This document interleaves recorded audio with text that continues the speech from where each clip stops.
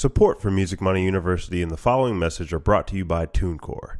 Do you want to take your career to the next level and start making money from your music? The good news is all you need is a digital distributor. TuneCore is dedicated to helping independent artists get their music in over 150 digital stores and streaming services in over 100 countries worldwide. And the best part is, they never take a cut of the money they collect for you. No label, no catch, no barriers to selling your music worldwide. Take control of your career and get 20% off your first upload on TuneCore by clicking the link in our show notes. Welcome to Music Money University, where you learn in-depth strategies on how real artists, musicians, and entrepreneurs earn a full-time income in the music business. I am your host, Omari, and today on our show we have Kristine Mirelle. Hey, Omari, how you doing? I'm doing well. How are you? I'm doing great. Thanks so much for having me. Yeah, absolutely. Kristine performs more than 200 plus shows a year and has created a music career entirely without a record label, a manager, or a social media following. She started out living on a farm in New Mexico and has now traveled 6 different continents, sharing her talent with the world. Not only does she perform for a living, she now works with other artists, musicians, and bands to show them how they can discover how to start their career performing music around the world too. Kristine, the way we like to kick things off on our show is to dive right into the numbers. All right. And that's because without numbers, you and I are just talking opinions. And we want to give the people our results and our report on our results and not just the opinion. So tell us how much you make each year in your music career and your music business, the breakdown of where the revenue is coming from, whether that be through merchandise, film licensing, touring, etc., and which advertising methods have worked best for you. Absolutely. So the very first, most of my income comes directly from performing. So that's where I'm really good. I'm good at booking shows and putting on a good show for people and creating revenue for the venues that I perform at. So they like to pay me. So my very first gig that I ever got, I was playing just in a small hotel lounge, and I made $70,000 that year. And then now I perform, having performed on different continents and performing different avenues, like everything from cruise ships to corporate gigs, to working with, bigger corporations like, the NFL and that sort of thing. My biggest year, I made about 125. So just kind of in between there. And my career is really flexible. Sometimes I'll take, I took 3 months off and did a charity tour around the country, excuse me. And so for that, I did a whole bunch of free shows. So that year I didn't make as much, but I got to take off time whenever I wanted to. I don't have a boss or anybody that I have to answer to.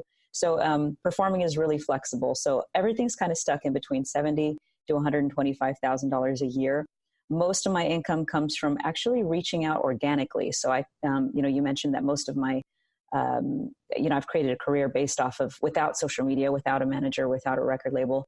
So I reach out to agents. I've done a lot of partnerships. If an agent is going to make 10% off of what you make, if they book you, then they're kind of motivated to make money.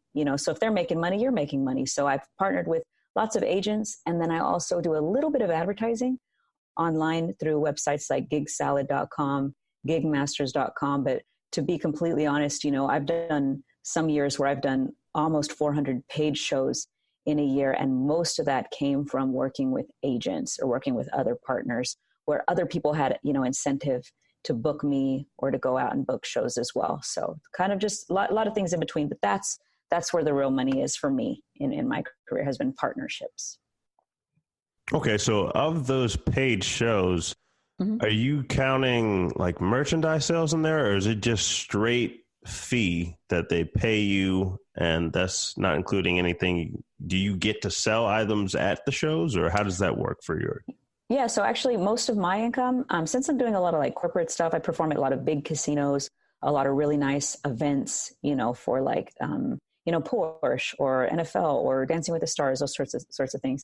Most of it's coming from the fee and then tips. So I'm motivated to put on a really great show, because if I put on a really great show, I can, double or triple what I make in a night just based off of how people tip me. So most of my money doesn't come from merchandise or anything like that. 99% of it is coming from the performance and the tips. Okay.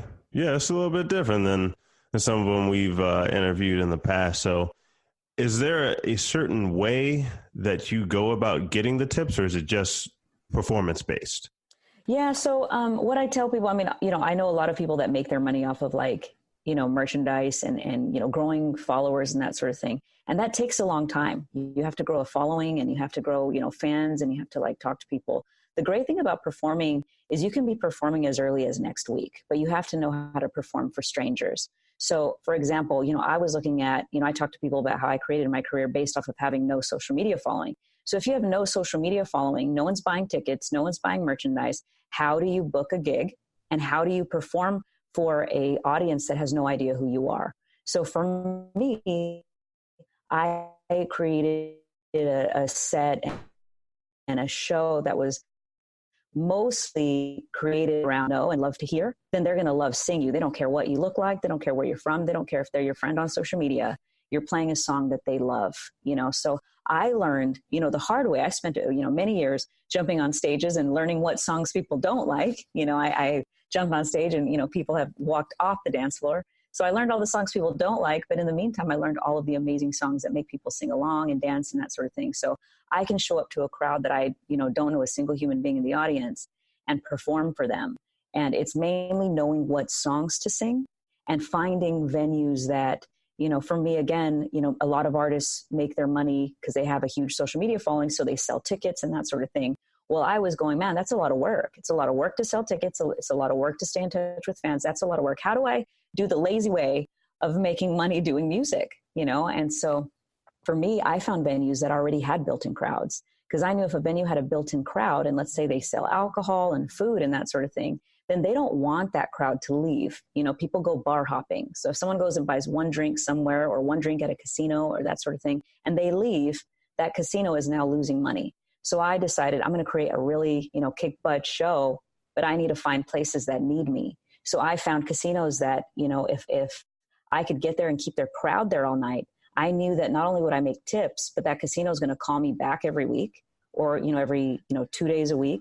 And not only that, they're going to see that their bar sales go up and they're going to really want me to come back because they're going to see that they're making more money. So I always talk to people about how important it is to make yourself valuable, because if you create value for the venues that you're performing at, they're going to continue to pay you forever. So that's what I did. Found those venues that already had built-in crowds and figured out what songs they wanted to hear. So I was able to start performing right away instead of having to build an organic following, having to create an album, spend money on doing that sort of thing. And I'm a singer and songwriter. I do those things as well. But most of my income comes, especially when I started out, just come directly from performing and learning how to perform for strangers. And then you mentioned that you found the booking agent. Was that just a straight, like you kind of called around, you just called somebody and you found a good one, or was there a little bit of finesse or strategy behind that? Yeah, there's no magic wand with that. It's real simple. It's just kind of like, like a guerrilla marketing type thing. You're out there, you're performing, people notice you and you notice other people, you meet people. And for me, I'll call, like, I'm ruthless. I'll call 100 people in a day, I've lived all over the country. I've set up tours on my own, without a touring manager, without, anybody.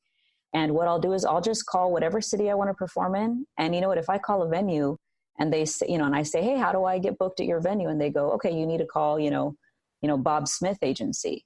Well, bingo, jackpot. I call Bob Smith Agency. And usually that agency doesn't just book that one venue. They'll book, 20 other venues.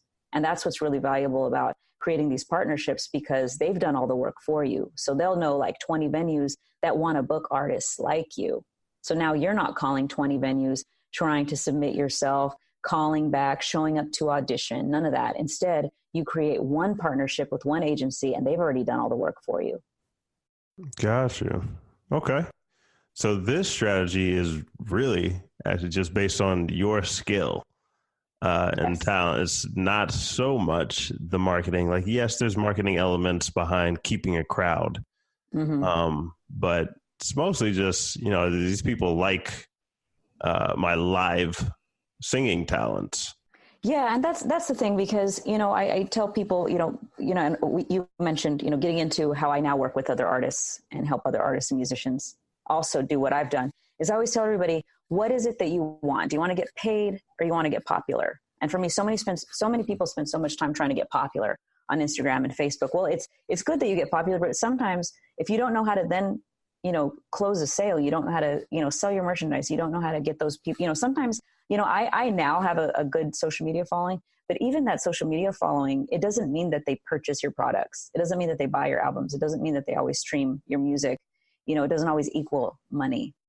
So, for me, I just focused on the performance aspect, and I love it because it means that anybody can start performing right away. It's based off of your actual talent. And, and would have thought that like you can make a living off of your actual talent, when you have a lot of like Hollywood and a lot of these kind of myths that are in a lot of our heads that are like, man, I have to look a certain way. So yeah, it's remarkable that somebody who's in their 50s or 60s can have a music career, because there's, again, there's all those myths that kind of are in our head that we have to like fit these certain stereotypes of Hollywood. But when it comes to performing, it doesn't matter if you're the most popular person in the world. If you show up to a venue and perform and those crowds leave, they're not going to be really happy with you. So if you put on a great performance, for these types of venues, oh my gosh, they're going to keep calling you back over and over and over again. And through those performances, I end up getting like corporate gigs, and some of those corporate gigs will pay me, like $5,000 in a night. And that's amazing, to walk home with $5,000 in a night. I know a lot of artists that have like hit singles, and they'll make like, like 7 to 10. And I'm not making quite 7 to 10 all the time, but hey, to walk away with 5 in an evening without having a hit song, I don't think that's pretty bad, No, not bad at all. All right. So you're working with like these venues, and obviously you have some of the higher paying gigs sometimes. Mm-hmm. Is there a way that you can still scale that? Because I know it's very manual, and you do have to physically go do the shows. Would the way to scale that, just for anybody else out there, let's say an artist is thinking, okay, I can really perform live. Mm-hmm. This sounds like a good idea.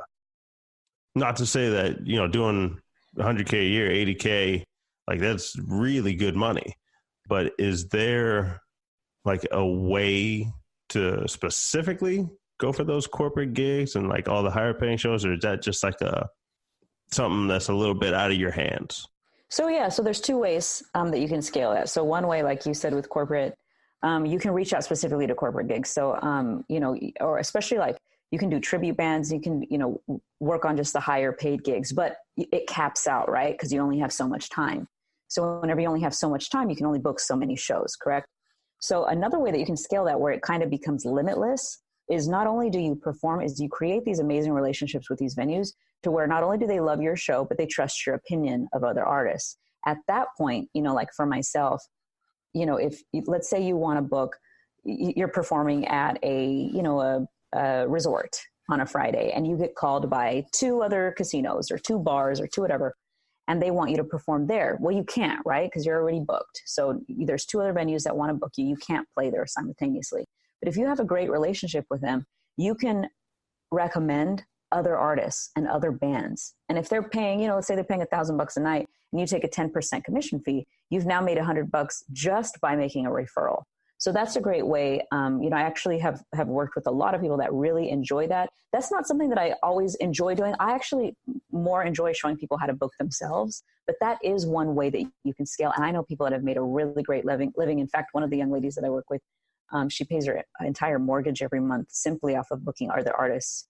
And then what she performs, that's her extra paycheck. But that's one way that you can really get into like limitless money making, where you're, working with other artists and that sort of thing. You're just taking on a little bit more responsibility. Yeah. Yeah, it totally makes sense. Like whenever you do a good job, it's kind of the model we have with promotion. Like whenever people come to our promotion and they find anybody we recommend, they'd be more likely to try them out. Yes. Than they would another. So it's like affiliate referral income. Okay. Yeah, that perfectly answers the question. Great. So now, we know that you are doing a lot of stuff with the performing and also teaching the other artists, but let's work our way backwards a bit. Like it all had to start somewhere for you. So walk us through a bit of your story. What first got you started with music? Like how did you fall in love with performing? All of that. Mm-hmm. Yeah. So I grew up in a small town, New Mexico. Family, my